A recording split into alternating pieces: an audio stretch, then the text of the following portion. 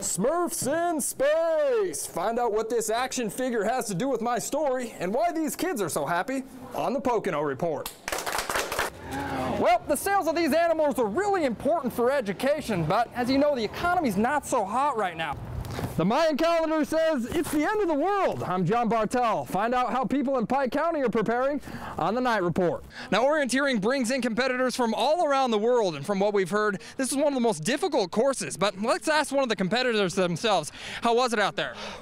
Are you ready for a natural or man-made catastrophe? Looking for that unique item this holiday season? The consignment store may be the place to do it. Well, as disgusting as it sounds, rock snot doesn't actually pose any harm to humans, but fish and aquatic life, on the other hand, don't fare so well in snotty water. The Holly Senior Center grand opening party is September 30th, and organizers say there's going to be a lot of activities, like dancing. In Holly, John Bartel, News 13. When the sun goes down and conditions are right along this swamp on River Road, the mood changes in this vibrant wetland.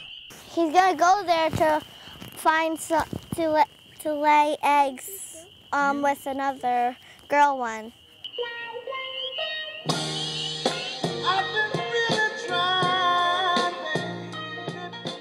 That's right. Every year around March and April, this mucky, grassy marshland becomes a love nest for hundreds of eager amphibians looking for that special mate. He has yellow spots like these lines.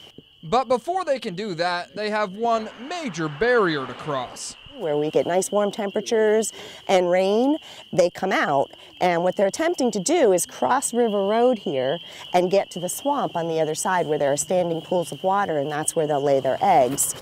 Now, these guys may be crossing the road in the name of love, but in the past they've had some major heartbreak, or should I say, backbreak.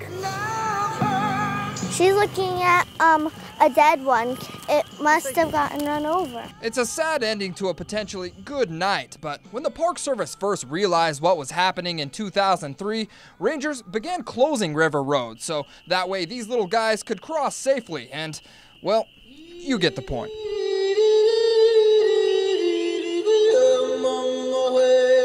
Well, everything has an important role in the ecosystem. If we lose one link in the ecosystem, everything else below it or above it starts to fall apart. The Park Service says before the road closure, it was like a real-life game of Frogger. Cars were killing over 700 of these frisky critters a night. But now that traffic isn't an issue, they invite eager onlookers to experience nature at its best. I think it's actually pretty awesome because I just love the animals here and I just love watching them migrate across the road. Reporting along the amphibious Lover's Lane, John Bartel, News 13. John Bartel here with your quick fix tip of the day. Clogged sink? Check your P-trap. Stuff loves to accumulate down here, and with many sinks, you don't even need any tools to fix it. Simply unscrew the fittings, pull out the pipe, and then remove the clog. A simple fix, and hey, you may even find some treasures you thought were gone forever. Well, for more do-it-yourself tips, join me every Friday for Fixing Stuff with John, right here on the Pocono Report.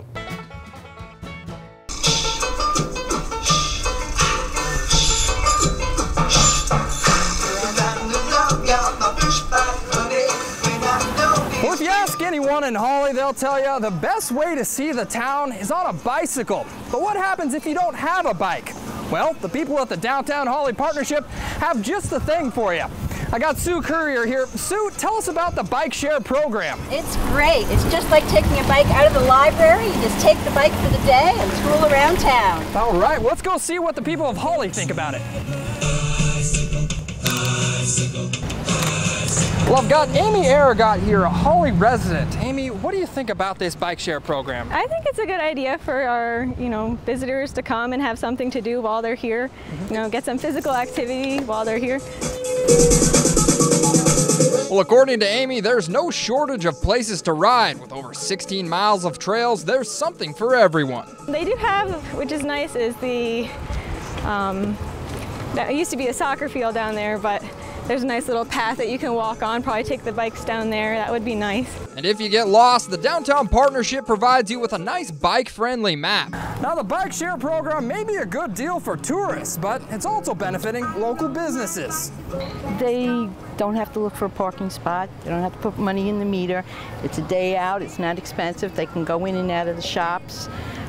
There's plenty of areas here in Hawley where they can get something to drink or something to eat. All right, Sue, so where can people pick up these bikes? They can pick them up at 4 locations around Hawley. We've got them at the Settlers Inn, Ledges Hotel, Lake Region Fitness at the Hawley Silk Mill, and AM Sky are in town.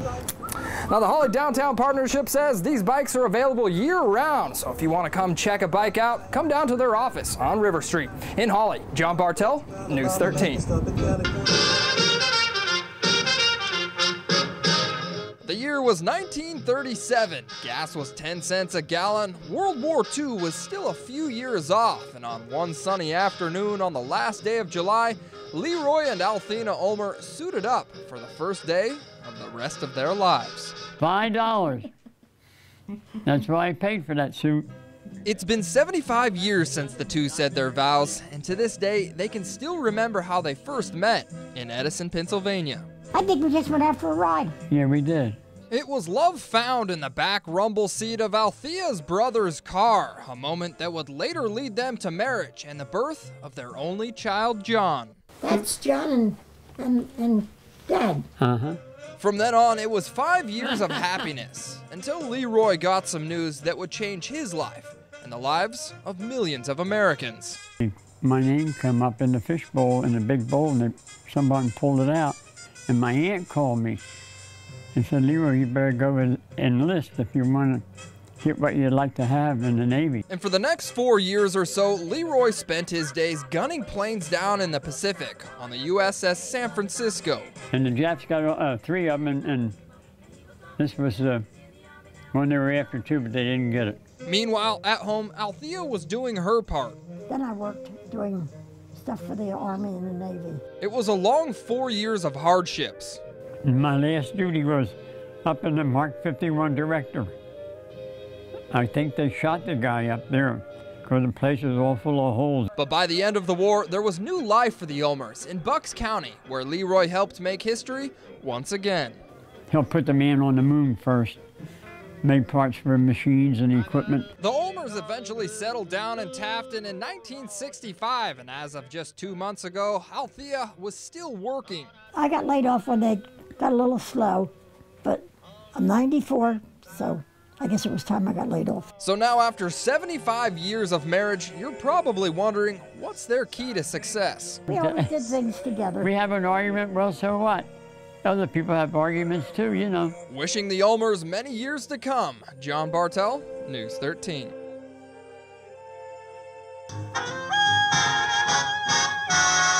Do you hear that whistle down the line? You get away from the outside world. You get away from the outside turmoils of the world, so to speak.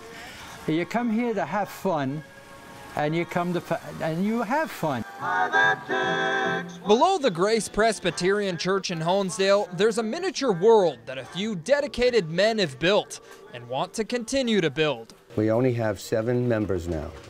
6 of them are the active members. Hey, Porter, hey, Porter. Since 1975, the Storebridge Lion Model Train Club has devoted their time to build the mythical town of Wayne. I mean, I've got one guy that he actually puts blades of grass between the track, you know, because it's supposed to be there. My heart is like a train. The group opens up the town every year during Thanksgiving and Christmas, but soon this may all be gone. There's only so much we can do anymore, and we're getting older, and let's face it, we're getting tired. Model Train Club members say the display was built to look like a town in the mid-1960s, but unlike the mythical town of Wayne, its members don't get to stay in that era, and many are on the verge of derailment. If we lose another, maybe 2 more members, we won't be able to have a club down here any longer. Now, Train Club members say they don't just need new people to help keep the club going, they need them to bring new ideas. We're looking for adults that are anybody over 18. On November 24th, the Train Club will be holding an open house to showcase new displays, but also to attract new members. And with yearly dues of only $60, members say there's no excuse not to jump aboard. It's a step back into the past, number one. And number two, it kind of gives you something to get your mind off what the world is today. From the trackside of mythical Wayne, John Bartel, News 13. Whistle down.